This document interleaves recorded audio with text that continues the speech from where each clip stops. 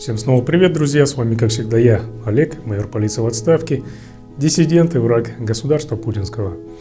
Ранее я обещал рассказать вам о мессенджере Telegram, а точнее о том, имеют ли к нему доступ путинские спецслужбы или нет, читают ли они переписку в нем или нет, могут ли они прослушивать ваши разговоры в Телеграме или все-таки нет. Сегодняшний видеоролик будет не очень большим, и в нем я постараюсь дать ответы на все эти вопросы. А вас я, как всегда, прошу досмотреть этот видеоролик до конца, обязательно поставить лайк, поделиться им и подписаться на этот канал, если вы, конечно же, еще не сделали этого. Итак, поехали!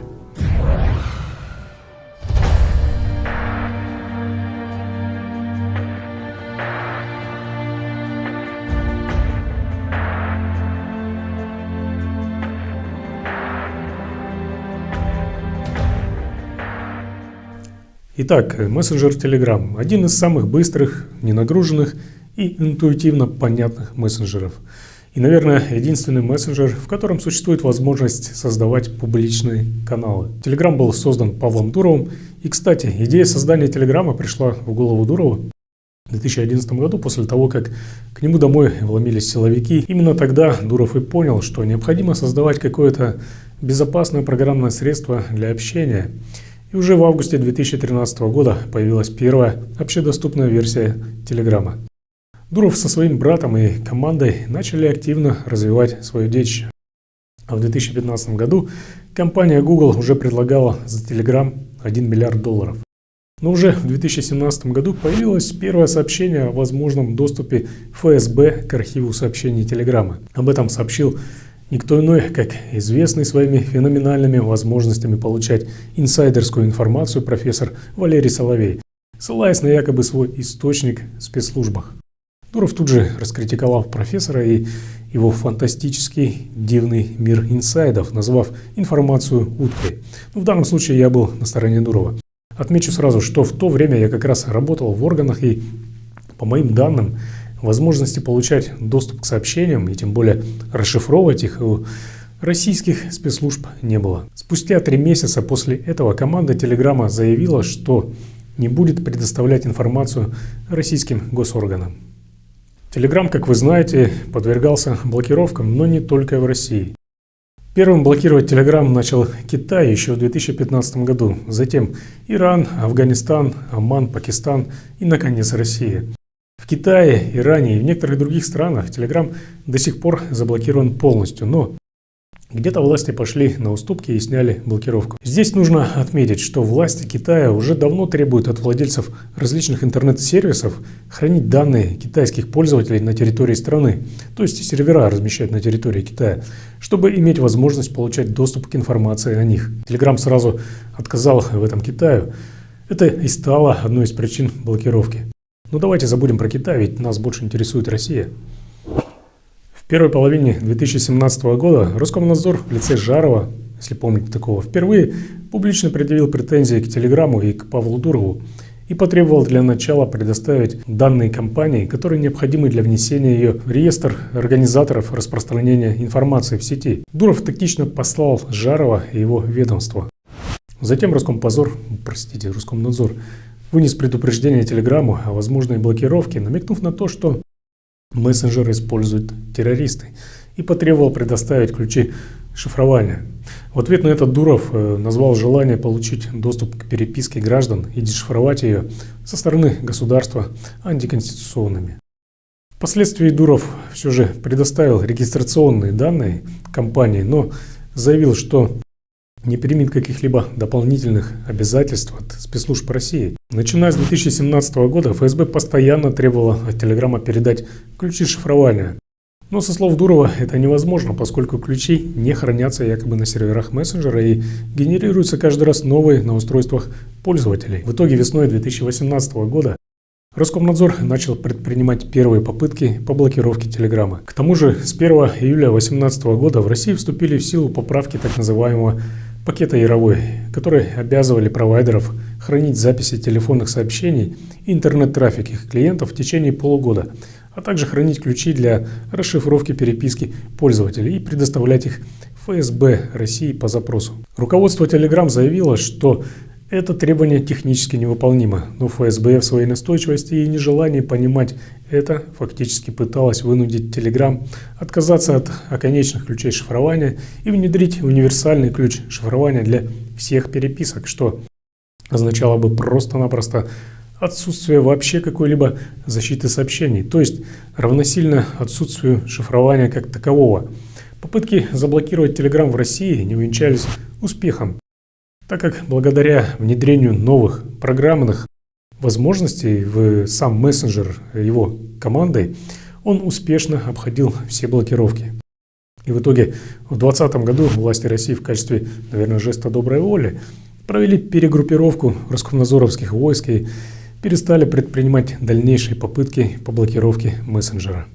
Ну а теперь насчет приватности в Телеграме. Информация о том, что Telegram не хранит ваши сообщения на своих серверах, не совсем соответствует действительности.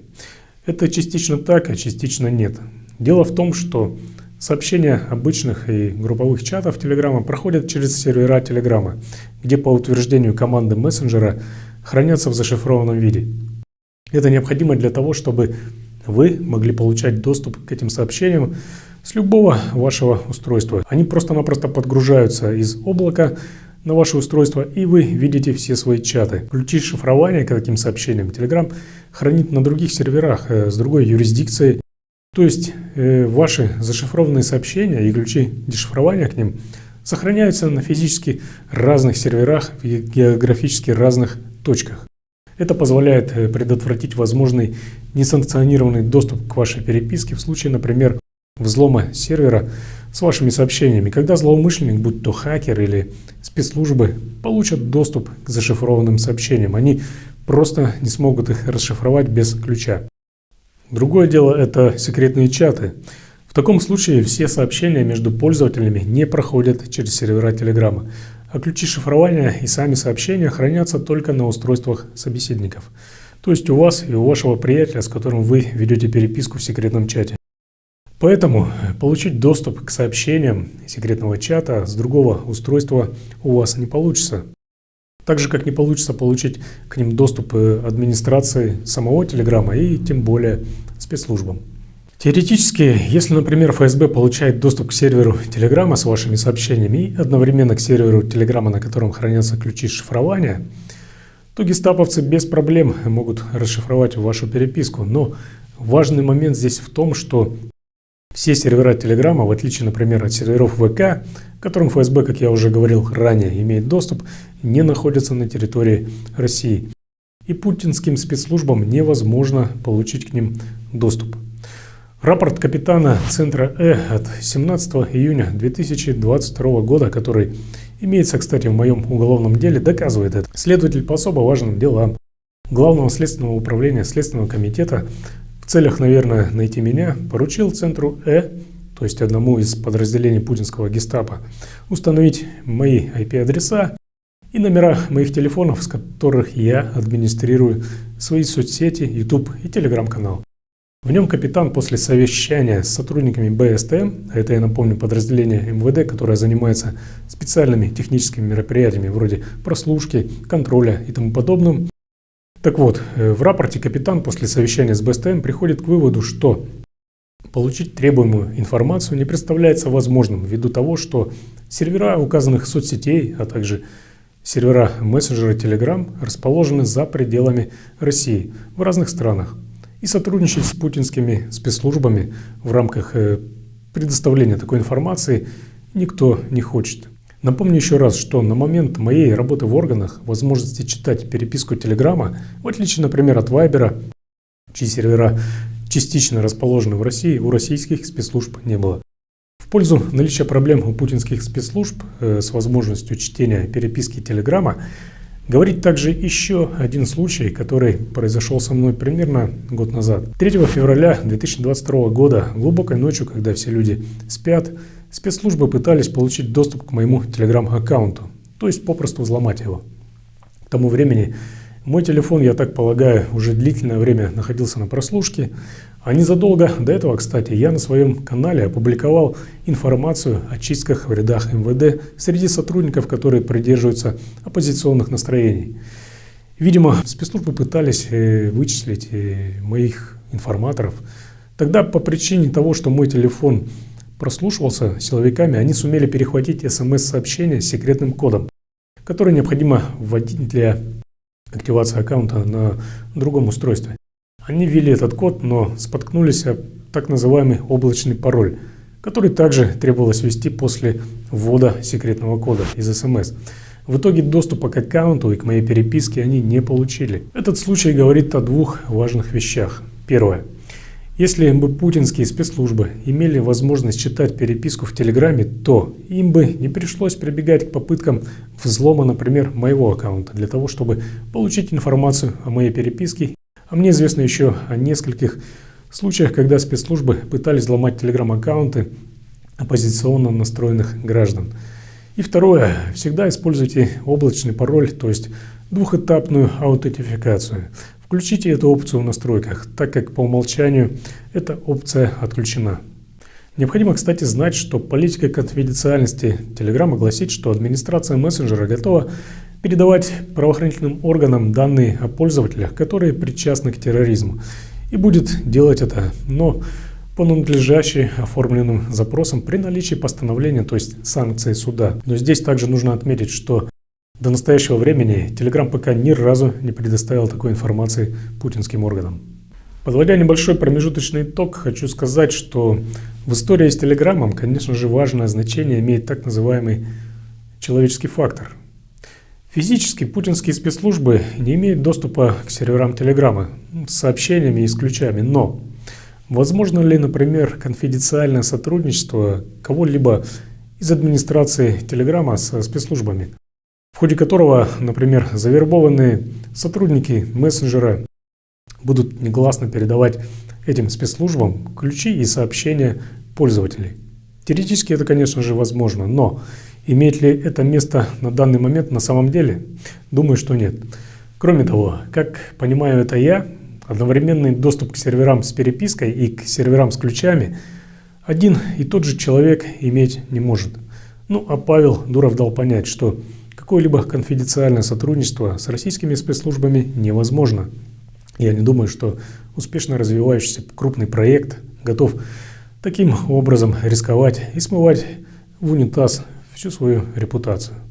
Многие задают вопрос о том, что если Telegram, например, не передает данные силовикам, а у силовиков нет возможности прослушивать или читать мессенджер, то как в таком случае гестаповцам удается вычислять, например, владельцев, администраторов телеграм-каналов? В основном такие случаи возможны, когда человек пренебрегает мерами безопасности, регистрирует, например, свой аккаунт на свой номер телефона, не скрывает его в настройках, запускает подозрительные боты и совершает еще много других ошибок.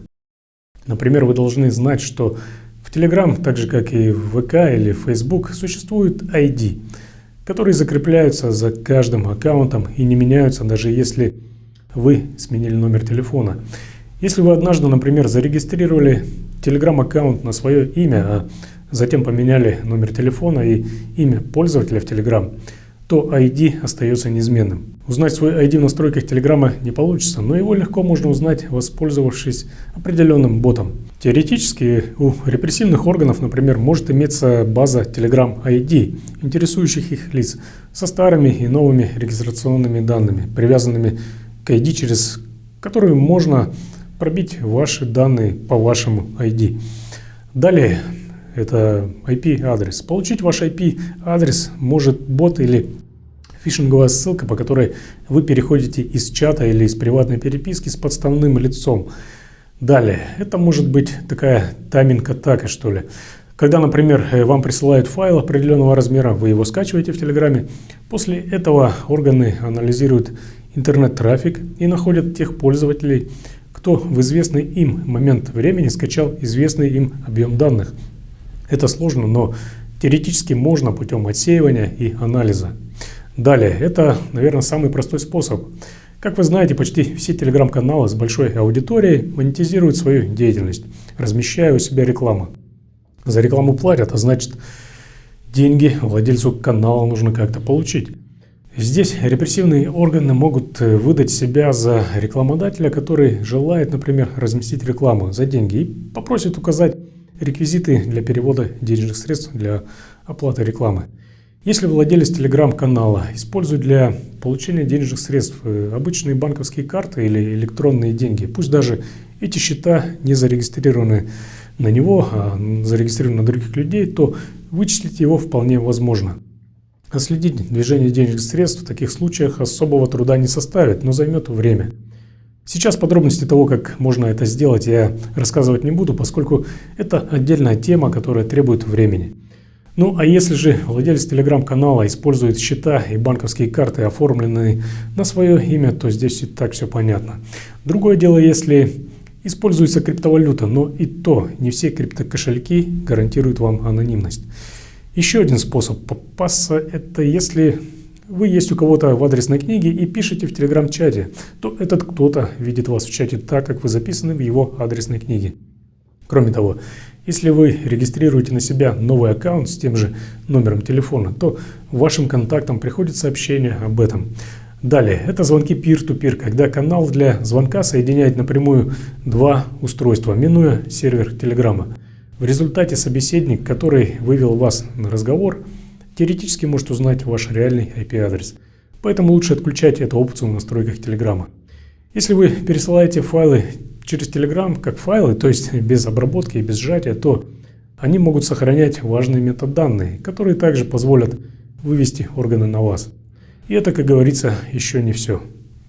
В общем, вывод такой. Возможности прослушивать Telegram или читать вашу переписку в этом мессенджере у силовиков в настоящее время, скорее всего, нет. В том числе и по причине того, что сервера мессенджера находятся за пределами России.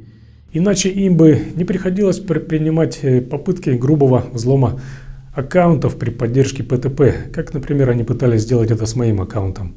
Администрация мессенджера, в отличие от ВК, не сотрудничает с органами и не передает им информацию по первому требованию.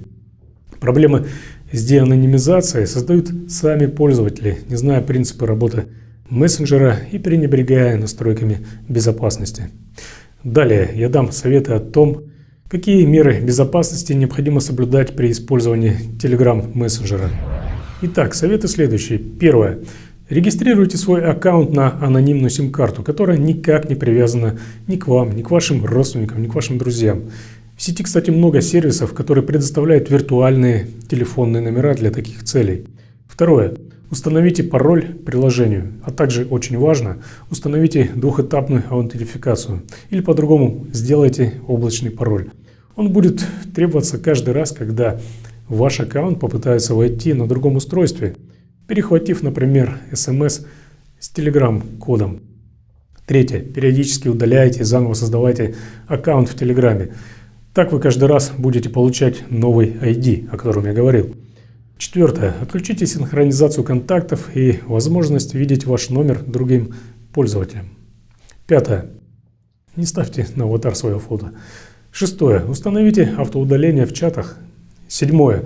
Используйте для переписки секретные чаты с автоудалением. Восьмое.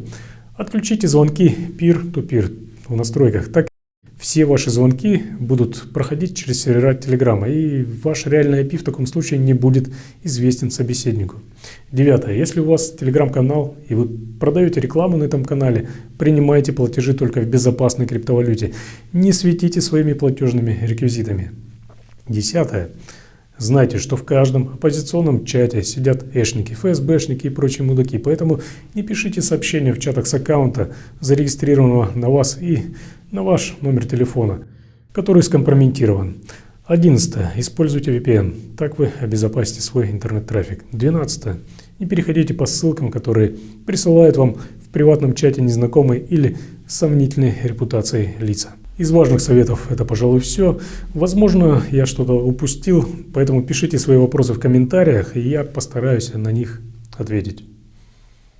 Важным с точки зрения безопасности при выборе интернет-сервисов для общения и для другого использования является сейчас то, на каком уровне находятся отношения данного сервиса с российскими властями и где размещены его сервера. Путинская банда только ради контроля отжимает компании и перспективные проекты вроде ВК, Яндекса, Mail.ru и других, собирающих огромные аудитории, уничтожая их и вынуждая перспективных разработчиков уезжать за границу.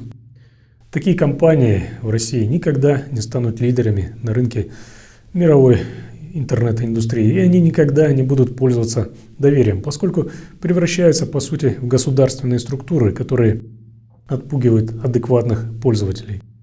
Дуров начинал свои проекты в России, теперь же он вынужден работать из-за рубежа. Но учитывая, что Telegram – это его проект, может быть, это и к лучшему. В России при этой преступной власти невозможно никакое развитие сколько-нибудь конкурентных интернет-компаний, мессенджеров и IT-продуктов, поскольку все они могут существовать безопасно и независимо от государства только до определенного уровня своей аудитории. Когда уровень аудитории переваливает за критические, по мнению государства, значения, такая компания или проект обязательно привлекает внимание государства, и в перспективе она будет им отжата. Ведь преступниками из Кремля движет только страх потерять контроль, а вместе с ним и власть, оказавшись на скамье подсудимых. Поэтому появление какой-нибудь крупной, заслуживающей доверия компании в этом фашистском путинском государстве, которое уже более 11 месяцев ведет агрессивную преступную войну против Украины, уничтожая мирных граждан, сейчас абсолютно невозможно. Я не перестану напоминать о преступной войне в Украине, которую развязал Путин и которая идет уже более 11 месяцев. При этом количество политзаключенных в России, в том числе в связи с этой войной, уже давно превысило количество политзаключенных позднего СССР. И я хочу сказать, что сейчас каждый должен пытаться делать все возможное, чтобы путинский фашистский режим как можно быстрее потерпел поражение. Если это безопасно для вас, то не молчите, саботируйте и сопротивляйтесь. Победу Украине, свободу Алексею Навальному и всем политзаключенным. У меня на сегодня все. Как всегда, ставьте лайки, делитесь этим видео и подписывайтесь на этот канал. Здесь вас никто не обманет. Dear Putin, пошел нахуй, и российские войска идите нахуй. Если вам пришла повестка, то встретим.